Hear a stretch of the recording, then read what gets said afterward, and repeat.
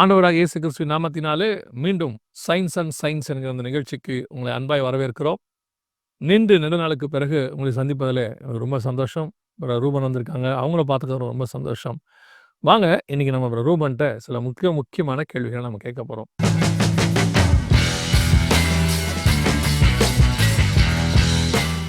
Price lord brother. Praise lord. நீங்க வந்தது ரொம்ப சந்தோஷம். Praise lord. உங்களுடைய இன்விடேஷனுக்கு ரொம்ப தேங்க்ஸ். ரொம்ப நாளைக்கு அப்புறம் உங்களை பார்க்குறேன். நடுவில் நிறைய எபிசோட்ஸ் வர முடியல. ஆனால் ரொம்ப நல்லா இருந்துச்சு இந்த எபிசோட்லாம் பார்க்கும்போது. Glory to Jesus. அப்புறம் எப்படி கமெண்ட்ஸ் எல்லாம் பார்க்குறீங்களா? நீங்கள் எப்படி ஃபீல் பண்ணுறீங்க? கமெண்ட்ஸ்லாம் பார்த்து யூஸ்வலாக எல்லா கமெண்ட்ஸுமே பார்த்துருவேன். இந்த கமெண்ட்ஸ் அண்ட் வாட்ஸ்அப்பில் வரதாகட்டும் எல்லாத்தையுமே பார்த்துருவேன். நல்ல ரெஸ்பான்ஸ் இருக்க மாதிரி தான் தெரியுது for the glory of God. And ஸ்டார்ட்டில் நான் 42 எபிசோட்ஸ் வரும்னு நம்ம எதிர்பார்க்கவே இல்லை. அதுவும் நிற்காம வருதுங்கிறது இன்னும் பெரிய கிருபை ஆச்சரியமான விஷயமா தான் எனக்கு இருக்குது. சமீபத்தில் ஒரு சவுத் சைடில் கிராமத்து சைடில் ஒரு இடத்துக்கு மினிஸ்ட்ரிக்கு போயிருந்தோம். அங்கே ஒரு தம்பி வந்து சொன்னாப்புல, சயின்ஸ் அண்ட் சயின்ஸ் நிகழ்ச்சி பார்க்குறோம். அப்போ நான் கேட்டேன், புரியுதா அப்படின்னு சொல்லி. ரொம்ப நல்லா புரியுது அப்படின்னாப்புல. இதுதான் நான் வந்து இந்த ப்ரோக்ராமில் எக்ஸ்பெக்ட் பண்ணது. அது பொதுவாக சயின்ஸுங்கிறது இந்த டெக்னிக்கல் டேர்ம்ஸ் இருக்குது, சயின்டிஃபிக்கல் டேர்ம்ஸ் இருக்குது. இதெல்லாம் புரியாது. எனக்கு புரியல படிக்கும்போது நிறைய விஷயங்கள். மனப்பாடம் பண்ணி எழுதுனது தான். ஆனால் அது புரிஞ்சு அல்லது அது அந்த வார்த்தைக்கான அர்த்தம் புரியாமல் இருந்தது. அதை வந்து இந்த ப்ரோக்ராம் வழியாக நம்ம கொஞ்சம் தெளிவுபடுத்தணும், ஜனங்களுக்கு இது புரியணும் அப்படின்னு தான் நம்ம ஆசைப்பட்டது ஆரம்பத்தில். இன்றைக்கி அது பார்க்கும்போது ரொம்ப சந்தோஷமாக இருக்குது. நிறைய பேர் புரியுதுன்னு சொல்கிறாங்க. அது ரொம்ப சந்தோஷமாக இருக்குது. நீங்கள் எப்படி இந்த அதாவது இதெல்லாம் கொண்டு வந்து இப்படி லகுவாக கொடுக்கறத நீங்கள் எப்படி நினைக்கிறீங்க? அது பியூராகவே காட்ஸ் கிரேஸாக தான் நான் பார்க்குறேன். அது இன்ஸ்பிரேஷன் இல்லாமல் சுயமாக பண்ணியிருந்தால் கஷ்டம் தான் அது. ஆமாம், கர்த்தருடைய நடத்துதல் மட்டுமே. ஏன்னா இந்த ப்ரோக்ராமே ரொம்ப வருஷத்துக்கு முன்னாடி கர்த்தர் கொடுத்த ஒரு ஆசை, விருப்பம். அதை இன்றைக்கி செய்கையாக உண்டாக்கி இருக்கிறாரு. ரொம்ப சந்தோஷம். பிரதருடைய ப்ரோக்ராம்ஸ் வாய்ஸ் ஆஃப் பைபிள் அப்படிங்கிறதான அவங்களுடைய சேனல்லையும் வருது, யூடியூப் சேனலில். அதுலேயும் நீங்கள் பார்க்க முடியும். அதுலேயும் நிறைய ப்ரோக்ராம்ஸ் அவங்க போடுறாங்க. இன்றைக்கி ஒரு மிக முக்கியமான கேள்வி பிரதர் கொண்டு வந்திருக்கிறாங்க. ஆனால் இந்த வாட்டி நீங்கள் கேட்ட கேள்வி தான் பிரதரை பதில் சொல்ல போகிறாங்கன்னு நினைக்கிறேன், இல்லையா? ஆமாம். ஸோ இந்த எபிசோடும் இதுக்கு அடுத்த எபிசோடும் totally dedicated for questions. Viewers கேட்ட கொஸ்டின்ஸ், அவங்க கேட்ட கேள்விகளுக்கான பதில். ஆமாம், அதுதான் டிஸ்கஸ் பண்ண போகிறோம். இந்த கேள்விகள் வரும்போது நீங்கள் அதை எப்படி ஃபீல் பண்ணுவீங்க அவங்க கேட்குறத? சில கேள்விகள் வந்து, அதாவது உண்மையை சொல்கிறேன் நான், சில கேள்விகள் வந்து ரொம்ப ஆச்சரியமாக இருக்கும். இப்படிப்பட்ட கேள்வியெல்லாம் கூட கேட்குறாங்களே, இதை இப்படி கேட்கலாமா அப்படின்னு. சில கேள்விகள் வந்து இரிட்டேட்டாக இருக்கும். என்னடா இப்படியெல்லாம் கேட்குறாங்க அப்படின்னு சொல்லி. சில கேள்வி சில்லியாக இருக்கும். இதெல்லாம் ஒரு கேள்வியா, இதை கூட கேள்வியாக கேட்குறாங்க அப்படின்னு இருக்கும். நீங்கள் எப்படி ஃபீல் பண்ணுறீங்க நீங்கள்? என்னன்னா, ஆக்சுவலி நான் ரொம்ப கேள்வி கேட்குற ஆள் ஒரு காலத்தில். ஓகே. பைபிள் எடுத்தால் மட்டும் ஏகப்பட்ட கொஸ்டின் ஒரு ரொம்ப வருஷத்துக்கு முன்னாடி. அதுக்கப்புறம் அதனால எனக்கு அது ரொம்ப காம்ப்ளிகேட்டடாக எனக்கு தோணலை. இன்றைக்கி என்ன கேள்வி? யார் கேட்டிருக்காங்க? யார் கேட்டாங்க மீன்ஸ் என்ன மாதிரி கேள்வி கேட்டிருக்காங்கன்னு கேட்குறேன். ஆக்சுவலி இது ரொம்ப இன்ட்ரெஸ்டிங்கான கொஸ்டின். ஒருவேளை பார்க்குறதுக்கு இப்படிலாம் ஒரு கொஸ்டின் வருமானு சில பேர் யோசிக்கலாம். ஆனால் இந்த கொஸ்டினை சொல்லிட்டு இவங்க எப்படி கேட்டாங்கங்கிறத நான் சொல்கிறேன். அவங்க கேட்ட கொஸ்டின் என்னென்னா, 2 பேர் இருக்காங்க. ஒருத்தர் பேர் வின்சென்ட், ஓகே. இன்னொருத்தர் பேர் விக்னேஷ். அவங்க சொன்ன அதே பேரில் சொல்கிறேன். அந்த வின்சென்ட் வந்து பார்த்தீங்கன்னா 10 வயசு பையன். அந்த இன்னொருத்தர் அந்த விக்னேஷன் இருக்கார் இல்லையா, இவர் வந்து 75 வயசு ஆள். சரி. இவங்க 2 பேருமே ஆண்டவருக்கு பயந்து நடந்து உண்மையான பிலீவர்ஸ், நல்ல ரட்சிப்புக்குள்ளே இருக்கிற ஆட்கள். ஒரு 10 வயசு பையனும் 75 வயசு ஆள். ஆமாம், பெரியவரும். திடீர்னு பார்த்தீங்கன்னா சடனாக ராப்சர் வந்துடுது. ஆண்டவர் வந்துடுறாரு. வந்துட்டு 2 பேருமே வந்து ஹெவனுக்கு போயிடுறாங்க. சரி. இப்போ இந்த கேள்வி கேட்டவங்களுக்கு என்ன கொஸ்டின்னா, 10 வயசு பையன் உலகத்தில் எதுவுமே கஷ்டப்படல. ஓகே. 75 வயசு ஆள் எவ்வளோ கஷ்டப்பட்டுருப்பார் லைஃப்பில். இவங்க 2 பேரையும் எப்படி காடு ஒரே மாதிரியாக ட்ரீட் பண்ணுறது அப்படின்னா, இவங்க நிறைய பேர்ட்ட கேட்டிருக்காங்க. இதெல்லாம் வந்து இது கேள்வியே கிடையாது அப்படின்னு சொல்லிட்டாங்க. அப்படிங்கிற மாதிரி சொல்லிட்டு, அதுக்கப்புறம் இது எனக்கு ரொம்ப பாதிக்குது. எனக்கு 3 வருஷமாக அந்த கொஸ்டின் வந்துகிட்டே இருக்கு. ஓகே. அவர் இத்தனை வருஷம் 75 வருஷம் உலகத்தில் வாழ்ந்து கஷ்டப்பட்டு நிறைய கர்த்தருக்கு உண்மையெல்லாம் இருந்திருக்கிறார். ஆமாம், இந்த பையனுக்கு ஒரு 10 வயசு தான் ஆகுது. ஆமாம். 2 பேரும் பரலோகத்துக்கு போகிறாங்க. 2 பேருடைய வேல்யூ என்ன? 2 பேருடைய இது ரிஷாயம் என்ன அப்படின்னு கேட்குறாங்க. ஓகே. ஆமாம். இது எந்த அளவுக்கு இந்த கேள்வி கேட்டவரை பாதிச்சிருந்துச்சுன்னா, ஒரு 20 எபிசோடுக்கு முன்னாடியே இதை வந்து எனக்கு மெயிலில் அனுப்பிச்சிருந்தார். அதுக்கப்புறம் கமெண்ட்டில் ஒரு டைம் போட்டிருந்தார். சரி. அதுக்கப்புறம் திரும்ப ஒரு டைம் கமெண்ட். விடாமல் கேட்டுகிட்டே விடாமல் போதாத குறைக்கு ஒரு 2 பக்கத்துக்கு வாட்ஸ்அப் மெசேஜ். ஓகே. எந்த அளவுக்கு இது பாதிச்சிருந்தா இந்த அளவுக்கு அவங்க கேட்டிருப்பாங்க. அதாவது சில கேள்விகள் வந்து நம்ம இருந்து அறுத்துக்கிட்டே இருக்கோம். பதில் கிடைக்கிற வரைக்கும். அந்த மாரி அவருக்கு இந்த கேள்வி வந்து ரொம்ப அவர லைஃப்ப ரொம்ப பாதிச்சிருக்கு போல. ரொம்ப டிஸ்டர்ப் பண்ணியிருக்கு. நெறைய இடத்துல நம்ம இப்ப ப்ரீச்சர்ஸ் நம்மளுக்கு நம்ம இது ஒருவேளை சாதாரணமா ஒருத்தர் யோசிக்கும்போது என்ன கேட்பாருன்னா, இதெல்லாம் ஒரு கொஸ்டினாங்க அப்படிங்கிற மாரி நெறைய பேருக்கு இது தோணும். இதனுடைய சீரியஸ்னஸ் ஃபர்ஸ்ட் எனக்குமே புரியல. இத வச்சு ஒரு எக்ஸர்சைஸ் பண்ணேன். நான் ஒரு யூத் மீட்டிங்ல. அத வச்சு பேசுறதுக்காக தான் அத பிரைமரியா நான் எடுத்துட்டே வந்தேன். நீங்க நெறைய யூத் மீட்ஸ் போயிருக்கீங்க இல்லையா? சமீபத்தில கூட அப்பாலஜெடிக்ஸ் ஆமா. வொர்க் ஷாப் ஒண்ணு நம்ம பண்ணோம்ல. ஆமா. நீங்க நீங்க இன்வைட் பண்ணியிருந்தீங்க. ரொம்ப தேங்க்ஸ். இல்ல நல்ல நல்ல ரிசல்ட்டு நெறைய பேர் வந்து பிரயோஜனமா இருக்குன்னு சொன்னாங்க. இந்த மாரி நீங்க நெறைய அப்பாலஜெடிக்ஸ் வொர்க் ஷாப்ஸ் பண்ணணும். ஏன்னா, நெறைய யூத்ஸ் வந்து இந்த மாரி விஷயங்கள வந்து நெறைய மாவட்டங்கள்ல நான் சொல்றது தமிழ்நாட்ல, இன்னும் இந்தியா முழுக்க, கத்தரிக் சித்தம்னா உலகம் முழுக்க, நீங்க இந்த புரோகிராம்ஸ் பண்ணீங்கன்னா, அவர்களுக்கு இந்த தெளிவு வரும். அந்த நீங்க ஒரு 9 டூ 5 பண்ணியிருந்தோம் இல்லையா? அந்த மாரி பண்ணா ரொம்ப தெளிவு வரும் அப்படின்னு சொல்லி அ நானு ஆசைப்படுறேன். கர்த்தருக்கு சித்தமான ஆண்டவர் எடுத்து உங்கள பயன்படுத்தணும்னு நெனைக்கிறேன். சரி, இப்போ இந்த கேள்விக்கு என்ன பதிலாக நம்ம பார்க்குறோம்? அ காட்ஸ் வில்லிங் டெஃபினட்டா பண்ணலாம். Thanks for your compliments. Glory to God. இந்த கொஸ்டின பேஸா வச்சுட்டு ஃபியூ வீக்ஸ் பேக் நான் ஒரு 16 பேர் யூத் இருந்த ஒரு மீட்டிங்ல கேட்டேன். இதே கொஸ்டின கேட்காம கொஞ்சம் வேற மாரி கேட்டேன். நான் கேட்டேன், ஒருத்தர் வந்து பார்த்தீங்கன்னா, 10 வயசுல ரட்சிக்கப்படுறாரு. 10 வயசுல ரட்சிக்கப்பட்டு 80 வயசு வரைக்கும் அவர் ஆண்டவருக்குள்ள வாழ்ந்து பரலோகத்துக்கு போறாரு. இன்னொருத்தர் 78 வயசுல ரட்சிக்கப்படுறாரு. அவர் 2 வருஷம் வாழ்ந்து 80 வயசுல ஹெவனுக்கு போயிறாரு. இந்த 2 லைஃப்ல எது வந்து உங்களுக்கு பெட்டர் லைஃப் மாரி தெரியுது? யாரு இதுல பெட்டர் லைஃப் வாழ்ந்தவங்கன்னு உங்களுக்கு தெரியுது? அதே கொஸ்டின் வேற வெர்ஷனா இருக்கு. அதே கொஸ்டின் தான். அத கேட்ட விதம் வேற. 16 பேர் கை தூக்க சொன்னேன். என் மூஞ்சிக்காண்டி நீங்க கவலைப்படாதீங்க. கை தூக்குங்க. உண்மைய சொல்லுங்க அப்படின்னு கேட்டேன். 16 பேர்ல 8 பேர் வந்து அந்த ஃபர்ஸ்ட் இருந்தான் இல்லையா? அந்த செகண்ட் சொன்னோம் இல்லையா? இந்த 78 வயசுல ரட்சிக்கப்பட்டு 80 வயசுல போனாங்கல்ல. அந்த லைஃப் பெட்டர் அப்படின்னு கை தூக்கிட்டாங்க. ஸோ 78 வயசு வரைக்கும் ஜாலியா உலகத்துல இருந்துட்டு, ஒரு 2 வருஷம் ஏத்துக்கிட்டு உடனே பரலோகத்துக்கு போறது நல்லது. பெஸ்ட். நல்லா ஆச்சுன்னா உங்களுக்கு தெரியுது. 2 பேர் கையே தூக்கல. அப்ப என்னுடைய அண்டர்ஸ்டாண்டிங் அந்த 2 பேரையும் இதுல சேர்த்துக்கலாம். மீதி 6 பேரு அந்த ஃபர்ஸ்ட் ஆப்ஷனுக்கு தூக்குனாங்க. அதுவும் எனக்கு சந்தேகமா தான் இருக்கு. இவன் உண்மையிலேயே நெனச்சு தூக்குனானா? இல்லாட்டி வந்து என் மூஞ்சிக்காண்டி தூக்குனானான்னு தெரியல. கேள்விய புரிஞ்சு தூக்குனாங்களான்னு தெரியல. சரி. இவங்க எல்லாருமே என்ன யோசிக்கிறாங்கன்னா, அந்த செகண்ட் வாழ்ந்த மனுஷன் நல்ல லைஃபு.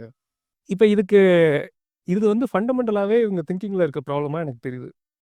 இவங்க யோசிக்கிற அந்த பேட்டர்ன் இருக்கு இல்லையா? அதுவே ப்ராப்ளமேட்டிக்கா போயிட்டு இருக்கு இப்ப. ஓகே. அதுக்கப்புறம் நான் இத புரிய வைக்கிறதுக்கு இன்னொரு எக்ஸாம்பிள் சொன்னேன். ஒருத்தர் வந்து மேரேஜ் பண்றாரு. 2 பேர் மேரேஜ் பண்றாங்க 25 வயசுல. 80 வயசு வரைக்கும் வாழ்ந்து ஒண்ணா இருந்து அவங்க வந்து அவங்க லைஃப் முடிஞ்சு ஹெவனுக்கு போறாங்க. இன்னொருத்தர் வந்து ஒரு பேர் வந்து 25 வயசுல மேரேஜ் பண்றாங்க. 25 வயசுல மேரேஜ் ஆயிட்டு அவரு அந்த ஹஸ்பண்டோ, ஒய்ஃபோ யாரோ ஒருத்தர் ஃபாரின் போயிட்டாங்க. ஓகே. 75 வயசுல தான் ரீயூனியன். அதுக்கப்புறம் 80 வயசு வரைக்கும் வாழ்ந்துருவாங்க. இந்த லைஃப்ல எது பெட்டரா தெரியுது? அப்படின்னு கேட்டேன். இதுக்கு என்ன சொன்னாங்க ஏதாவது? இதுக்கு வந்து எல்லாருமே அந்த ஃபர்ஸ்ட் தான். இவங்க யாரும் மேரேஜ் ஆகாதவங்க. ஓ! அதனால சொல்லியிருக்காங்க. Okay, okay. ரைட். ஒருவேளை இந்த கொஸ்டின மேரேஜ் ஆனவங்க கிட்ட கேட்டிருந்தா என்ன சொல்லியிருப்பாங்கன்னு எனக்கு தெரியல. மேபி செகண்ட் ஆப்ஷன் சொன்னாலும் சொல்லியிருப்பாங்க. சொன்னாலும் சொல்லியிருப்பாங்க. இப்படி தான் வந்து கிறிஸ்தவத்தை நீங்க பார்க்கிற ஆரம்பிக்கிற ஜனங்கள் என்ன சொல்றது? பெருவாரியான ஜனங்கள் இப்படி யோசிக்க ஆரம்பிச்சுட்டாங்க. இதுல என்ன ப்ராப்ளமா உங்களுக்கு தோணுது? அ நீ என்னுடைய புரிதல் சொல்லட்டுமா நானு? என்னுடைய பேசிக்கா நான் யோசிக்கிறது என்னன்னா, பரலோகத்த பத்தின புரிதலே தப்பா இருக்கும்னு எனக்கு தோணுது. இவங்க பரலோகத்த புரிஞ்சு வச்சுக்கிட்ட விதம். என்ன பொறுத்தவரைக்கும் தேவன் பாரபட்சம் இல்லாதவர். இல்லையா? பாரபட்சம் இல்லாதவரா இருக்கும் பொழுது, ஆ இவங்க பரலோகத்த வந்து இன்னும் பூமிக்குரிய ஆங்கிள்ல இருந்து யோசிக்கிறாங்கன்னு நெனைக்கிறேன்.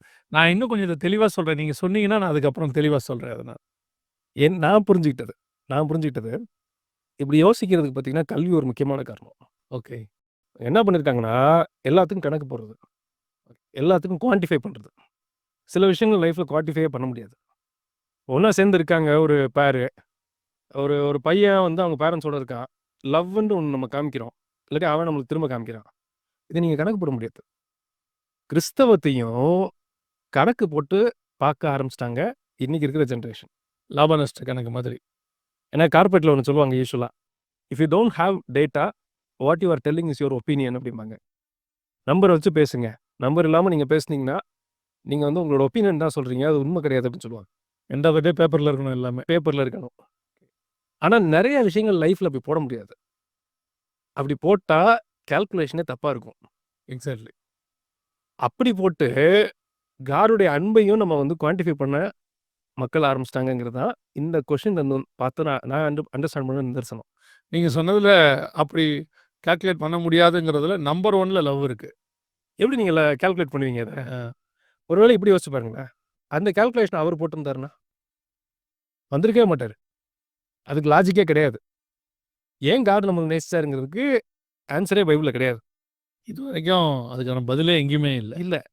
அதுவும் தன்னுடைய ஒரே பேரான குமாரனை குடுத்து நம்மள நேசிக்கிறதுக்கு அப்படி என்ன அப்படின்னு பார்த்தா, அதில லாப நஷ்ட கணக்கு போடவே முடியாது. போடவே முடியாது. இது ஃபர்ஸ்ட் பாயிண்ட். செகண்ட் பாயிண்ட் இவங்க கிட்ட என்ன நான் புரிஞ்சுக்கிட்டது அப்படின்னா, இவங்க வந்து கிறிஸ்டியானிட்டியே ரூல்ஸ் அண்ட் ரெகுலேஷன்ஸா பார்க்குறாங்க. அத மதமா பார்க்கறது ஒரு முக்கியமான காரணமா இதில நான் பார்க்குறேன். ஒரு அமைப்புக்குள்ள வச்சிருக்காங்க. ஒரு ஃபார்முலா அல்லது ஒரு என்ன சொல்றது? ஒரு புரோகிராம்க்குள்ள இருக்கிற மாரி இருக்கு கிறிஸ்டியானிட்டி. ஆமா. புரோகிராம் மாரி தான் இருக்கு. ஆனா கிறிஸ்டியானிட்டில இருக்க பெரிய டிஃபரன்ஸ் என்ன அப்படின்னா, ரிலிஜன் ஒருவேளை ஒரு மதம் இருந்துச்சுன்னா, அது என்ன செய்யும்னா, ரூல்ஸ் அண்ட் ரெகுலேஷன்ஸ சொல்லி தரும் மனுஷனுக்கு. அது கிறிஸ்டியானிட்டில எல்லா மதமுமே சொல்லிக் குடுக்குது. ஆமா. பைபிள் என்ன சொல்லிக் குடுக்கும்னா, கிறிஸ்து சொன்ன மாரி, நானே வழி, சத்தியம், ஜீவன். இங்க ரூல்ஸ் அண்ட் ரெகுலேஷன்ஸ் இல்லாம இல்ல. ஆனா அத விட முக்கியமானது பார்த்தீங்கன்னா, ரிலேஷன்ஷிப் அப்படிம்பாரு. Relationship with God. Relationship with God தான் பிரைமரி ஐடியாவே இந்த பிப்ளிக்கல் வேர்ல்ட் வியூல. அந்த ரிலேஷன்ஷிப்ல இருக்கும்போது, எதுவுமே நமக்கு கஷ்டமா தெரியாது. அதுல கணக்கு போட்டு பார்த்தோம்னா, அந்த திங்கிங்கே ஒரு தவறான திங்கிங்கா தான் எனக்கு என்னோட எக்ஸ்பீரியன்ஸ் பார்க்கும்போது எனக்கு தோணும். ஒருத்தருக்கு தாகம் எடுக்குது. தண்ணி குடுக்குறோம். தண்ணிக்கு விலை இருக்கு. ஆனா அந்த நேரத்தில தாகத்த தீர்த்ததுக்கு விலை நீங்க சொல்லவே முடியாதுல்ல. சொல்லவே முடியாது. அது என்ன பேசிஸ்ல நம்ம சொல்ல முடியும் அத? ரூ. 20 வாட்டர் பாட்டில்னு வேணா சொல்லிடலாமே ஒழிய, அந்த ஏற்ற நேரத்தில அந்த தாகத்த அவர் தீர்த்திருக்கார்ல. அந்த செயலுக்கு நம்ம என்னத்த செய்ய முடியும்? ஸோ, ஃபார் எக்ஸாம்பிள் பையனுக்கு எக்ஸாம் வரும். அம்மா 4 மணிக்கு எந்திரிச்சு வேலை பார்த்து, உடம்பு சரியில்லாத போதும் அவங்க ஹெல்ப் பண்ணியிருப்பாங்க. ஒருவேள அவன் பெருசாகி திரும்ப சம்பாதிச்சு குடுப்பாங்கிற ஒரு இன்டென்ஷன் இருந்தாலும், அதுதான் 100% காரணமான்னு கேட்டா டெஃபினட்டா இருக்காது. அன்பு தான் காரணமா இருக்கும். நம்ம ஊர்ல ஒரு அதாவது ஒரு பாட்டுல சொல்லுவாங்க அப்படி. தாய்ப்பாலுக்கு கணக்கு போட்டா, நம்மளால எதுவுமே திருப்பி குடுக்க முடியாது தாய்க்கு அப்படின்னு சொல்லுவாங்க. ஆமா. இல்லையா? Fully based upon the love இல்ல அது. மொத்தமே லவ் தான். அதுல லாப நஷ்ட கணக்குன்னே பார்க்க முடியாதுல்ல. அப்படி நம்மட்ட அவர் பார்க்கவும் இல்ல. பார்க்கவும் இல்ல. பார்த்திருந்தாருன்னா, அவர் மனுஷன் ஆவறதுக்கு வாய்ப்பே கிடையாது. ஸோ இந்த ஆங்கிள்ல அவங்க பார்க்கல இப்ப. ரிலிஜனா பார்த்துருக்காங்க. அதுல கணக்கு போட்டு பார்த்துருக்காங்க. இன்னொரு அண்டர்ஸ்டாண்டிங், இவங்களோட சால்வேஷனே கொஸ்டின் மார்க் தான். அவங்க சால்வேஷன். ஆமா. ஓகே. இப்படி ஒருத்தர் யோசிக்கிறாருங்கிற பட்சத்தில், சால்வேஷன்ங்கிறதே அவங்க உண்மையிலேயே ரட்சிப்புக்குள்ள வந்திருக்காங்களா? ஏன் இத நான் சொல்றேன் அப்படின்னா, 2வது எக்ஸாம்பிள் சொன்னேன் இல்லையா? அந்த 78 வயசுல ரட்சிக்கப்பட்டவரு. ஒருவேளை அவர் உண்மையா ரட்சிக்கப்பட்டிருந்தாருன்னா, அவர் 78 வருஷம் உலகத்துக்குள்ள வாழ்ந்தத நினைச்சு சந்தோஷமே பட்டிருக்க மாட்டாரு. ஆமா. அவர் என்ன யோசிச்சிருப்பாருன்னா, ஏன் இவ்வளவு நாள் நான் கண்டுபிடிக்காம விட்டேன் அத? எக்ஸாக்ட். அத நினைச்சு கவலை தான் பட்டிருப்பாரே ஒழிய, சரியான சால்வேஷனா இருக்கிற பட்சத்தில், அவரு 78 வயசு வரைக்கும் நான் சந்தோஷமா என்னோட விருப்பப்படி இருந்தேன்னு கட்டாயமா நினைக்க மாட்டாரு. இத்தன வருஷம் தெரிஞ்சுக்கலையேன்னு வேணா ஒரு வாவப்படுவாரு, கவலைப்பட்டிருப்பாரு. அந்த வயசுல தெரிஞ்சு ஒரு சமீபத்தில ஒரு கிடியன்ஸ்ல ஒரு சம்பவம் நடந்துச்சு. அவங்களுடைய சாட்சிய சொன்னாங்க. அவங்க எல்லா ஜெயில்லயும் கொண்டு போயிட்டு பைபிள் டிஸ்ட்ரிபியூட் பண்ணும்போது, ஒரு அந்த ஜெயில்லயே கொஞ்சம் மோசமான ஒரு ஆள், ஒரு கொலைகாரர் ஒருத்தர். அவருடைய செல்லுக்கு யாருமே போக மாட்டாங்களாம். அப்போ இந்த கிடியன்ஸ்ல இருக்கிற பைபிள கொண்டு போயிட்டு அவர்ட்ட குடுக்க பயம். அதனால அந்த ஜெயில் வழியா உள்ள தள்ளி விட்டுட்டு வந்துட்டாங்க. அந்த மனுஷன் தூங்கிட்டு இருந்திருக்கிறாரு. முழிச்சு பார்த்தா அந்த தள்ளி விட்டதுல பைபிள் பிரிஞ்சிருச்சு. பிரிஞ்சதுல பார்த்தா, அதுல ஒரு வசனம் இருக்கு. "அன்பு சகலத்தையும் சகிக்கும்" அப்படிங்கிற மாரி ஏதோ ஒரு வசனம் லவ்வ பேஸ் பண்ணி. அது அவர் கண்ணுல பட்டு, அந்த மனுஷன் வந்து ஆல்மோஸ்ட் எத்தனையோ ஹவர்ஸ் அழுதுருக்காப்ல. அழுத உடனே அந்த அங்க இருந்த ஜெயில்ல பாதுகாக்க இருக்கிறவங்களுக்கெல்லாம் புரியல. ஏன் இவர் அழுவுறாருன்னு புரியலன்னோனே, போய் ஜெயிலர்ட்ட சொல்லியிருக்காங்க. இந்த மாரி அவர் அழுவுறாரு. ரொம்ப வருஷமா ரொம்ப நேரமா அழுதுகிட்டு இருக்கான் அவன் அப்படின்னோனே, அப்போ இவர் சொல்லியிருக்காரு, "இந்த ஆளுங்க வந்துட்டு போனாங்க. அதுக்கு பிறகு தான் இது நடந்திருக்குது. அவங்கள வர சொல்லுங்க. இவனுங்கிட்ட நம்ம பேச முடியாது." அதனால ரொம்ப மோசமான பேர்ட் வேர்ட்ஸ் பேசுவாராம். ஸோ பேசினோம்னா நம்ம மனசு சமாதானம் கெட்டு போயிரும். அதனால அவர வர சொல்லுங்கன்ட்டு திருப்பி கிடியன்ஸ் வந்து கூப்பிட்டுருக்காங்க. போய் நின்ன உடனே, "என்னப்பான்னு?" கேட்ட உடனே, அவங்க கேட்ட முதல் கேள்வி, "இத்தன நாள் எங்கடா போயிருந்தீங்க நீங்கல்லாம்? இந்த பைபிள என்கிட்ட குடுக்காம இத்தன வருஷம் எங்கடா போனீங்கன்னு?" கேட்டிருந்தாராம். இந்த அன்ப வந்து எனக்கு சொல்லாம போயிட்டீங்களே அப்படின்னு. ஸோ ரட்சிக்கப்படாமல் இருந்தது நல்லமான காலங்கள் அல்ல. அவங்க மிஸ் பண்ண காலமா தான் இருக்கும் அது. டெஃபினிட்டா. இதுக்கு எப்படி நீங்க கணக்கு போடுவீங்க? எக்ஸாக்ட். இந்த இந்த சேஞ்சுக்கு நீங்க நம்ம மேத்தமேட்டிக்கலா இதுக்கு அப்ளையே பண்ண முடியாது. ம். நம்ம இதுக்கு இந்த செஷனுக்கு ஆரம்பிக்கிறதுக்கு முன்னாடி நம்ம பேசிட்டு இருந்தோம் இல்லையா? நம்ம எதையுமே ரெகுலேஷன்ஸா வச்சு பார்த்தோம்னா, அது வந்து நம்ம மனசுக்கு ஒவ்வவே ஒவ்வாது. ஃபார் எக்ஸாம்பிள் இப்ப சயன்ஸ் அண்ட் சயன்ஸ் பண்றோம் இல்லையா? இதோட ஸ்டோரி நான் சொல்றேன். நீங்க இன்ட்ரோடியூஸ் பண்ண ஒரு அங்கிள் வந்து எனக்கு கால் பண்ணி பேசினாரு. ஒருத்தர் அவர்ட்ட நீங்க ரெஃபர் பண்ணீங்க. நீங்க ரொம்ப மதிக்கிற அங்கிள் அப்படின்னு நீங்க சொன்னீங்க அவர. அவரு பேசும்போது கேட்டாரு, அ "நீங்க வந்து என்ன படிச்சிருக்கீங்க? நீங்க சயின்டிஸ்ட்டா?" அப்படின்னு கேட்டாரு. ஆக்சுவலி என்னோட ஸ்டோரியும் நான் அதில ஆட் பண்ண விரும்புறேன். 12த் படிக்கும்போது நான் படிச்ச ஒரே சப்ஜெக்ட் பார்த்தீங்கன்னா, இங்கிலீஷ் தான். இங்கிலீஷ் நல்லா நல்லா எனக்கு இங்கிலீஷ் தெரியும்னு நான் சொல்லல. பட் ஆனா எனக்கு இங்கிலீஷ் பிடிக்கும். ஒரு நாளு என்னோட கிளாஸ்மேட் வந்து ஒரு பையன் ஏதோ ஒண்ணு கேட்டான். எங்க இங்கிலீஷ் டீச்சர் வந்தாங்க. அவங்க சொன்னாங்க, "பிளைண்ட் கான்ட் டீச் அனதர்" அப்படின்னாங்க. கூட வந்து இன்னொருத்தருக்கு வழி காமிக்க முடியாது அப்படின்னாங்க. ஆக்சுவலி அது உண்ம. ஏன்னா, அதுவே எனக்கு வந்து நெறைய குளறுபடி பண்ணுவேன். எனக்கு இன்னும் ஞாபகம் இருக்கு. நான் 12த் படிக்கும்போது, என்னோட 12த் ஆனுவல் எக்ஸாம் பேப்பர்ல ஒரே ஒரு ஈக்குவேஷன் தான் கெமிஸ்ட்ரி பேப்பர்லயே இருந்துச்சு. சரி. எனக்கு இன்னும் அது பேர் கூட ஞாபகம் இருக்கு. பிளம்போ சால்வன்சின்னு ஒண்ணு இருக்கு. ஒரு ஈக்குவேஷன். மொத்த ஆன்ஸர் பேப்பர்ல இருந்த ஒரே ஈக்குவேஷன் அதுதான். வேற எதுவுமே கிடையாது. ம். காட் என்னைய ஃபர்ஸ்ட் கூப்பிடும்போது, நல்ல ஒரு மக்குன்னு சொல்லலாம். இன்னைக்கு நான் பேசுறது, சயன்ஸ் பேசுறோம், நெறைய அனாலிசிஸ் பேசுறோம். இதெல்லாம் எங்க உருவாச்சுன்னு கேட்டா, பிரைமரியா சயன்ஸ் புக்ல கிடையாது. இதெல்லாம் அந்த ரிலேஷன்ஷிப்ல உருவானது தான். ஆண்டவரோட அந்த ரிலேஷன்ஷிப்ல. காரோட இருக்க ரிலேஷன்ஷிப்ல உருவானது தான், இதுல 95% இருக்கும். ம், ம், ம். இதுக்கு நான் கால்குலேஷனே போட முடியாது.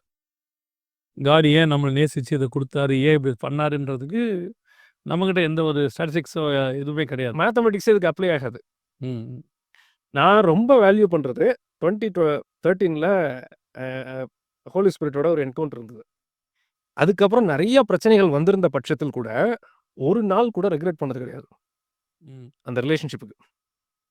10 வயசுல ரட்சிக்கப்பட்டு 80 வயசு வரைக்கும் ஒருத்தன் வாழ்ந்தா, அந்த ரிலேஷன்ஷிப்ப பயங்கரமா என்ஜாய் பண்ணியிருப்பான். எத்தன வருஷம் காடோட நடந்திருக்கேங்கிறது எவ்வளோ பெரிய பிரிவிலேஜ். இன்னைக்கு வரைக்கும் எனக்கு ஒரு நாள் கூட ரெக்ரெட் கிடையாது. அதுக்கு முன்னாடியே வந்து நான் ஒரு வேள அந்த எக்ஸ்பீரியன்ஸ்குள்ள வந்திருந்தா நல்லா இருக்கும்னு தான் நெனச்சிருக்கேனே ஒழிய, அது வந்து நான் இன்னொரு விதமா நான் யோசிச்சதே இல்ல. உங்களோட எக்ஸ்பீரியன்ஸ் நீங்க கொஞ்சம் ஆட் பண்ணீங்கன்னா ரொம்ப ஹெல்ப்ஃபுல்லா இருக்கும் யுஎஸ்க்கு. இல்ல நான் வந்து இதே விஷயத்த மினிஸ்ட்ரியில சொல்லுவேன் நான். மினிஸ்ட்ரி ஆண்டவர் வந்து என்ன அஃப்கோர்ஸ் நம்ம வந்து சால்வேஷன்லயும் அத சொல்ல முடியும். மினிஸ்ட்ரியா நான் பார்க்கும்பொழுது 2004ல இந்த மினிஸ்ட்ரிக்கு ஆண்டவர் என்ன வர சொல்லும்போது, அப்ராட் லவ் பண்ணிட்டு இருக்கும்போது, ஆண்டவர் வந்து இத விட்டுட்டு வான்னு சொல்லும்போது, அந்த விடக்கூடாதுங்கிற எண்ணமே எனக்கு வரவே இல்ல. என் மைண்ட்ல வரவே இல்ல.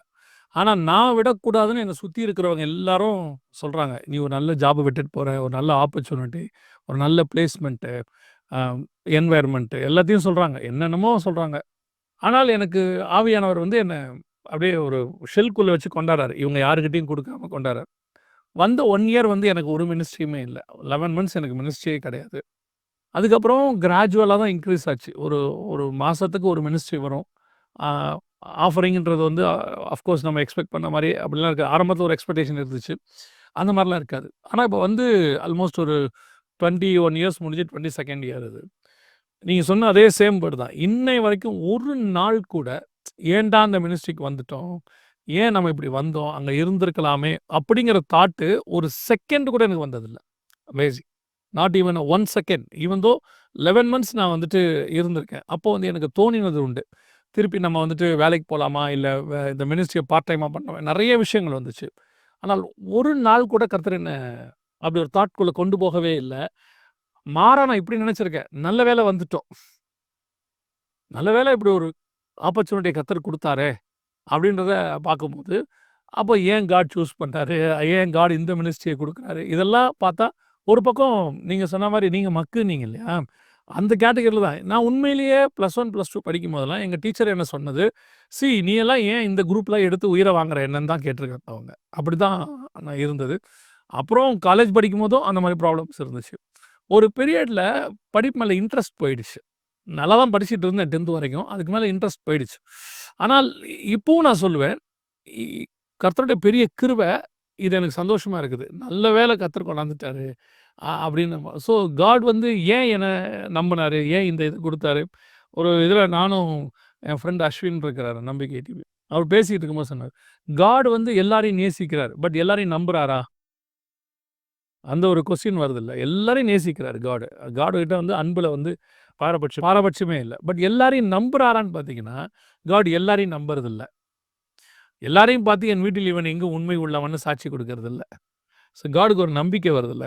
அந்த மாதிரி காட் நம்பி சில காரியங்கள ஒருத்தர் தரார்ல. அந்த மாரி ஏன் நம்புறாருன்றதுக்கான கொஸ்டின் நம்ம கேட்கவே முடியாது.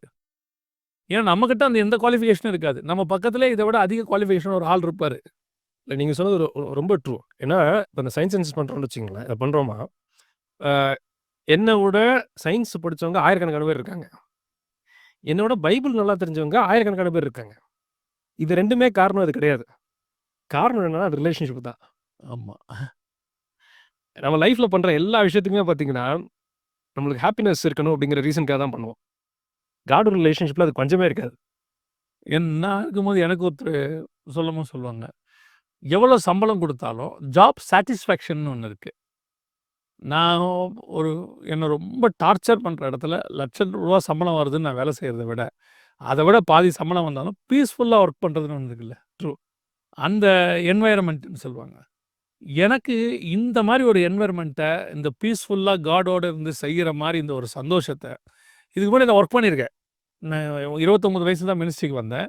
ஆல்மோஸ்ட் ஒரு 20 வயசுலயே 21 வயசுலயே நான் காலேஜ முடிச்சுட்டேன். அந்த 8, 9 வருஷம் உலகத்துக்கு ஒர்க் பண்ணியிருக்கேன் நானு. எ அது அப்ராட்லயும் ஒர்க் பண்ணியிருக்கேன். இங்கேயும் ஒர்க் பண்ணியிருக்கேன். ஆனா இந்த மாதிரி அப்படி ஒரு என்ஜாய் பண்ணி இன்வால்வ்மென்ட்டோட சந்தோஷமா எவ்வளோ ஒரு அத முடிக்கும்போது இருக்கிற ஒரு சந்தோஷம். அந்த ஒரு 3 நாள் மினிஸ்ட்ரி இருக்கும். அத முடிச்சுட்டு நாங்க கிளம்பும்போது அவ்வளோ டயர்டா இருக்கும். தூக்கமே வராது. ஒரு பயங்கர சந்தோஷமாயிட்டா தூக்கம் வராதுல்ல. ஆமா. சில நேரத்தில பசங்கள வந்து நாளைக்கு காலைல எக்ஸ்கர்ஷன் கூட்டு போறேன்ட்டா நைட் தூங்க மாட்டான் பாருங்க. காலைல 4 மணிக்கு எந்திரிச்சுருவாங்க. 4 மணிக்கு எழுந்திரும். ஏன்னா அவனுக்குள்ள அவ்வளோ சந்தோஷம் இருக்குல்ல. அந்த மாரி அது 100 மடங்கு இருக்கும். முடிச்சுட்டு வருவேன். ரொம்ப நேரம் தூக்கம் வராது. அப்படியே பார்த்துக்கிட்டே வருவோம். அதுக்கப்புறம் நம்மள அறியாமயே தூங்குனா தான் உண்டு. எதுக்கு சொல்றேன்? இந்த மாரி ஒரு ஜாப் சாட்டிஸ்ஃபேக்ஷன் உள்ளதான சந்தோஷம் உள்ள ஒரு இத பார்க்கவே முடியாது.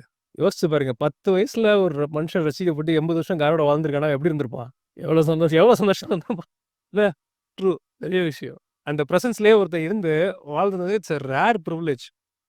மோசே எகிப்து அரண்மனையில 40 வருஷம் இருந்ததுக்கும், சாமுவேல் ஆ பால் மறந்த காலத்திலருந்து ஆசாரிபுரத்தில இருந்ததுக்கு எவ்வளோ டிஃபரன்ஸ் இருக்கும். அமேசிங். இல்ல? இந்த டிஃபரன்ஸ். ஸோ இது வந்து அன்பேரலல் எக்ஸ்பீரியன்ஸ் காடோட நடக்கிறது. இத ஒருவேள மதமா பார்த்து ஒருத்தவங்க படிச்சு, ஏங்க இவ்வளோ சட்டத்த குடுத்து அது தப்பு, இது தப்புன்னு சொல்றீங்க அப்படின்னு யோசிச்சாங்கன்னா, அது வேற. காடோட நடக்கிறது, அந்த ஸ்பிரிட்ல காடோட மூவ் பண்றது, ஸ்பிரிட் ஃபில்டா இருக்கிறதுங்கிறது, அது ஒரு வேற லெவல் எக்ஸ்பீரியன்ஸ். நான் அந்த ஆரம்பத்தில ஒண்ணு சொல்றேன்னு சொன்னீங்கல்ல பார்த்தீங்களா? நான் சொன்னேன்ல. ஆமா. நான் அது சொல்றேன்ட்டு. பட் அது ரொம்ப தேவையா படுது நான் சொல்றது. என்னன்னா, பரலோகத்தை நாம் லாப நஷ்ட கணக்கு பார்க்குற இடமாக பார்த்துட்டோம் இப்ப. இங்க நான் ஒர்க் பண்றதுக்கான எனக்கு அங்க ஒரு ஆசீர்வாதம் இருக்கு. இங்க ஒர்க் பண்ணதுக்கு எனக்கு அங்க ஒரு பிஎஃப் கிடைக்கும். இங்க ஒர்க் பண்ணிட்டு முடிச்சோனே எனக்கு ஒரு அங்க போனா எனக்கு வந்து ஒரு பென்ஷன் குடுப்பாரு. அப்படிங்கிற ஒரு மனநிலை இருக்குல்ல. அதான் அந்த கணக்கு போட ஆரம்பிச்சுட்டோம். கணக்கு போட ஆரம்பிச்சிட்டோம்ல. இதுக்கு நம்ம என்ன வசனம் எடுத்துக்கணும்னா, அவனவன் கிரியைக்கு தக்கதான பலன் என்னோடு கூட வருகிறது. இதெல்லாம் வசனத்த எடுத்தோம்னா, காட் போய் நமக்கு என்ன பண்ண போறாரு? அவனுக்கு ஏத்தா மாதிரி ஒரு பென்ஷன் ஒரு இதெல்லாம் குடுக்கணும்ல. First rank, second first rank. Rank, second rank அந்த மாரி தான் பரலோகத்த நம்ம பார்க்குறோம்ல. நான் எப்படி பார்க்குறேன் அப்படின்னா, இந்த மாரி எந்த ஒரு பாரபட்சமும் எதுவுமே இல்லாமல், அது பரலோகம். எனக்கே அந்த இடத்துல போகும்போது, என்ன விட அவனுக்கு அதிகமா செஞ்சாருங்கிற தாட்டே எனக்கு இருக்காது. அப்படி இருக்காம இருக்குல்ல, அதனால தான் அதுக்கு பேரு பரலோகம். நீங்க சூப்பரா அழகா சொன்னீங்க. இத மேத்தமேட்டிக்கலா நான் சொல்றேன். ஒரு மனுஷன் லைஃப்ல வந்து 100 பிரச்சனை பார்த்துட்டு பரலோகத்துக்கு போறாரு. இன்னொரு மனுஷன் 10,000 பிரச்சனைய பார்த்துட்டு பரலோகம் போறாரு. இவன் கேட்க வந்த கொஸ்டின் இதுதான். இவன் வந்து 100 தான் பார்த்துருக்கான். இவன் நல்லா இருந்திருக்கான். அவனும் பரலோகத்துக்கு தான் போறான். இவன் 10,000 பிரச்சனைய பார்த்துருக்கான். அப்ப இவன் உலகத்துல நல்லா இல்ல. இவனும் பரலோகத்துக்கு தான் போறான். மேத்தமேட்டிக்கலா சொல்லணும்னா, இன்ஃபினிட்டியோட நீங்க எந்த வேல்யூ வேணாலும் கம்பேர் பண்ணுங்க. It is nothing. அது இன்ஃபினிட்டியோட நீங்க 1,00,000 கம்பேர் பண்ணீங்கனாலும் அது நத்திங். அது ஒண்ணுமே கிடையாது. இன்ஃபினிட்டியோட 1 ட்ரில்லியன் ஸ்கொயர நீங்க கம்பேர் பண்ணீங்கனாலும் அது ஒண்ணும் கிடையாது. ஏன்னா அது இன்ஃபினிட்டி. இது எல்லாருக்கும் புரியுமான்னு எனக்கு தெரியல. புரியிறவங்க புரிஞ்சுக்கிட்டும். காட உண்மைக்கும் ஒரு மனுஷன் அவன் லைஃப் முடியும்போது பார்க்குற பட்சத்தில், அவன் 1,00,000 ப்ராப்ளத்த பார்த்துட்டு போனாலும் சரி, இல்லாட்டி ரத்த சாட்சியாவே மறிச்சிருந்தாலும் சரி, பார்த்த உடனே அதோட முடிஞ்சுச்சு அவனுக்கு. ஆமா. அவனுக்கு நான் இவ்வளோ விட்டேன், அவ்வளோ விட்டேன். அந்த கிடைக்கும், இவ்வளோ கிடைக்கும், அவ்வளோ கிடைக்குங்கிற தாட்டே அங்க வராது. வாய்ப்பே கிடையாது. வாய்ப்பே இல்ல. அவன் வந்து எட்டர்னல்குள்ள போயிட்டான். இட்டர்னலுக்குள்ள போயிட்ட உடனே அவன் ரத்த சாட்சியாவே மறிச்சிருந்தா கூட, அது வந்து நாங்க எவ்வளோ கஷ்டப்பட்டு வந்தேன் தெரியுமா? அப்படிங்கிற ஒரு பாயிண்ட் எண்ணம் கூட அவனுக்கு வராது. ஏன்னா, அவன் அது எல்லாத்த விட மேலான காட பார்த்துட்டான். அந்த இன்ஃபினிட்டிய பார்த்துட்டான். செம்ம ஸ்டேட்மெண்ட் வெரி அத உள்ள போனோனே இது ஒண்ணுமே கிடையாது. அதாவது இது வந்து கரெக்ட்டான வியூல ஹெவன பார்க்க சொல்லிக் குடுக்குது. இப்ப நீங்க சொல்றது எனக்கு. ஏன்னா நம்ம எல்லாருமே ஒ இப்ப நான் முடிச்சுட்டு போறேன். அங்க போகும்போது எனக்கு இவ்வளோ கிடைக்கும், அவ்வளோ கிடைக்கும். இது எந்த அளவுக்கு ஆயிருச்சுன்னா, நீ நல்லா முடிச்சுட்டு போனா தங்கத்துல வீடு குடுப்பாரு. நல்லா முடிச்சுட்டு போனா வெள்ளியில வீடு குடுப்பாருங்கிற கான்செப்ட் அளவுக்கு ஆயிருச்சு இப்ப. பித்தள லிட்டரலா இருக்கு. ஒருத்தர் சொன்னதே இருக்கு. ஒருத்தர் வீடு ஓலையில இருந்துச்சு. எங்க பரலோகத்துல. ஓலையில இருந்துச்சு. ஏன்னு கேட்டா, அவர் இங்க ஆண்டவர் குறைவா குடுத்தவரு. அதனால ஓலையில வீடு குடுத்துருக்காரு ஆண்டவர்ன்லாம் ஆண்டவர் எவ்வளோ மட்டுப்படுத்தியிருக்கிறாங்க. அல்லது ஆண்டவர் எப்படி ப்ரொஜெக்ட் பண்ணியிருக்கிறாங்க. அப்போ ஹெவன் வந்து இந்த மாரி விஷயத்துல இருந்தெல்லாம் விடுபட்டு, அது வந்து எட்டர்னல்ல இருக்கு. இன்ஃபினிட்டில இருக்கு. ஸோ அங்க போகும்போது இந்த பூமியில நான் பட்ட எதுவுமே எனக்கு அங்க வந்து என்ன செய்ய போறதில்ல. ஒண்ணுமே நம்மளுக்கு பிரச்சனைய தோட போறது கிடையாது. ஏன்னா நான் வேற ஒண்ணு பார்க்குறேன். இது எல்லாத்த விட மேலான ஒண்ணு பார்க்கும்பொழுது, இதுக்காக இவ்வளத்தையும் நம்ம பண்ணோம், அப்போனா அதெல்லாம் தாட்டே இருக்காது. அது ஒண்ணுமே கிடையாது. ஒண்ணுமே இல்ல. உயிரையே ஒருத்தன் குடுத்துட்டு வந்திருந்தானா கூட, அவனுக்கு அது வந்து நான் அப்படி சாதிச்சுட்டேன். நான் இங்க வந்து அந்த எண்ணமே அவனுக்கு வராது. எங்க வந்திருக்கேன் நானு? இன்ஃபினிட்டி காட நான் பார்க்குறேன். நான் பண்ணதெல்லாம் நத்திங். அப்படின்னு தான் இருக்குமே ஒழிய, அவனுக்கு இந்த மாரி கணக்கு போடுற மாரி யோசனையே வராது. உங்க லைன்ல சொல்லணும்னா, நம்பர்ஸ்ல ஆண்டவர பார்க்காம, நம்பர்ஸ்ல ஹெவன பார்க்காம, இன்ஃபினிட்டில பார்க்கணும். இதுக்கு எல்லாத்துக்கும் அப்பாற்பட்டவர் அவர். அப்பாற்பட்டு பார்க்கணும். இன்னும் நம்ம ஸ்பிரிச்சுவலா சொல்லணும்னா, மாம்சத்துக்குரிய கால்குலேஷன்ல பார்க்காம, ஆவிக்குரியதான கணக்குல பார்க்கணும். அதுதான் அவர் சொல்றாருன்னு நெனைக்கிறேன். என் கண்கள் காணவும் இல்லை, என் காதுகள் கேட்கவும் இல்லை. ஆவியில அது வெளிப்படுத்தப்பட்டிருக்கிறது அப்படின்னு சொல்லி பவுல் எழுதுறாரு இல்லையா? அதான் நீங்க சொல்றது வந்து பார்த்தீங்கன்னா, for those who loved God. Those who loved God. அங்க போய் கணக்கு போட்டவன் கிடையாது. ஆமா. உண்மையா இங்க நேசிச்சவனுக்காக தான் அத ரெடி பண்ணி வச்சிருக்காரு. ஸோ அந்த உண்மையான நேசத்தோடு கூட இங்க நேசிச்சவனுக்கு, அங்க போயிட்டு என் நேசத்துக்கு இவ்வளோ அளவா? என் நேசத்துக்கு இவ்வளோ கிடைச்சிருக்குன்னு சொல்லி கால்குலேட் பண்ணி பார்க்க முடியாது. யோசனையே வராது அவனுக்கு. யோசனையே வராது. ரொம்ப நல்ல எக்ஸ்ப்ளனேஷன் பிரதர். அதாவது ஒரு நியூ ஆங்கிள்ல ஹெவன பத்தி பார்க்கவும், புரிஞ்சுக்கவும் இந்த ப்ரோகிராம் ரொம்ப யூஸ்ஃபுல்லா இருக்கும்னு நான் நினைக்கிறேன். உங்களுக்கும் இது ரொம்ப பிரயோஜனமா இருந்திருக்கும்.